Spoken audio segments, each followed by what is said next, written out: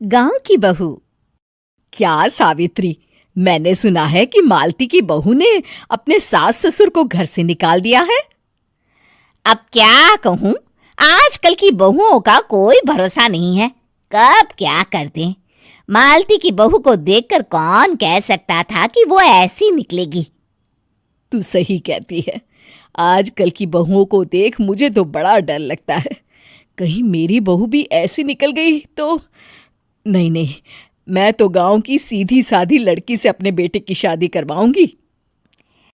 इस तरह एक दिन गायत्री अपने बेटे की शादी गांव में रहने वाली मीना नाम की लड़की से करवा देती है। ये लीजिए माँ जी, आपके लिए गर्मा गर्म नाश्ता और चाय। अरे वाह बहू, सच कह रही हूं, जब से तू इस घर में आई है मुझे तो बड़ा आराम है।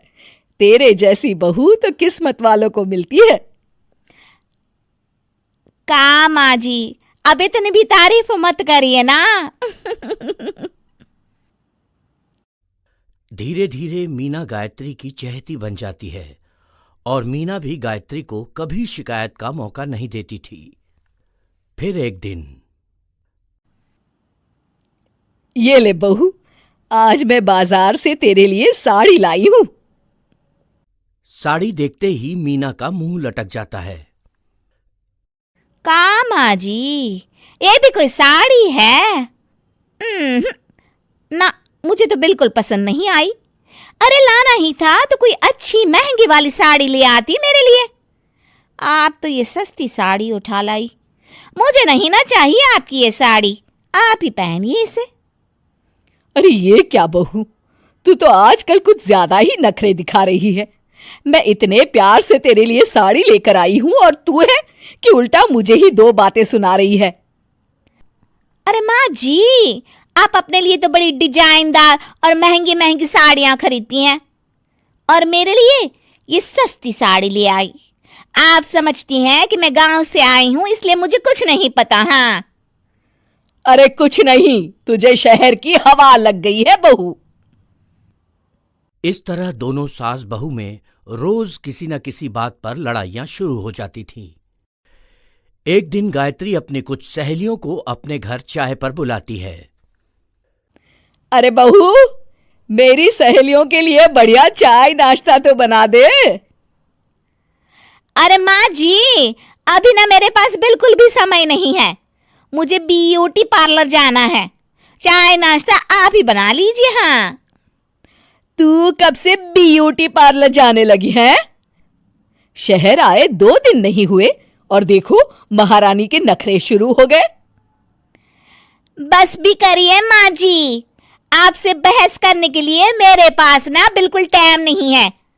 आपका क्या है, आप समझती हैं कि मैं गांव से आई हूं तो मुझे कुछ नहीं आता, और आप जो रोज रोज मुझसे मेहमान नवाजी करवाती रहती हैं नौकरानी की तरह।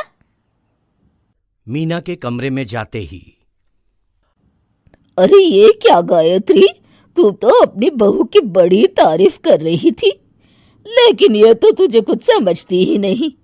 भाई मुझे तो लग रहा था कि तेरी बहू गांव की है तो सीधी सादी होगी, लेकिन इसने तो शहरी बहुओं को भी मात कर दिया। हाँ। अपनी सहेलियों के सामने अपनी बेइज्जती होते देख गायत्री आग बबूला हो जाती है।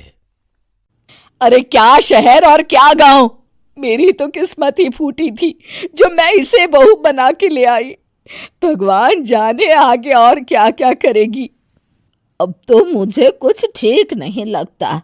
तू जरा संभल के रहना, कहीं मालती की तरह तेरा भी हाल बेहाल ना हो जाए।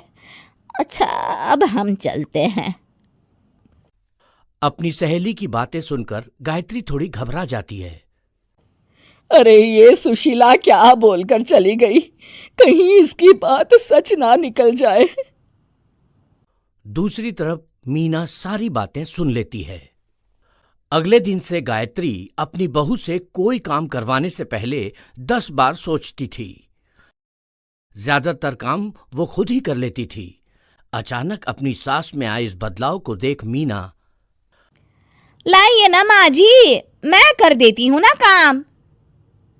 एक बात पूछूं माँ जी, आजकल ना आप बड़ी चुप चुप सी रहती हैं और अब मुझसे झगड़ना तो दूर, मुझसे खुल के बात तक नहीं करती आप। कुछ नहीं बहू, ऐसे ही। मीना अपनी सास की मंशा भांप जाती है और मुस्कुराते हुए कहती है, अरे माँ जी, चिंता मत करिए, मैं आपको घर से नहीं ना निकालने वाली। ये डर आप अपने मन से निकाल दीजिए। अरे छोटे मोटे झगड़े तो हर घर में होते रहते हैं, चाहे कुछ भी हो जाए, आप मेरी सासू माँ हो। मैं तो जिंदगी भर आपकी सेवा करूंगी माँ जी।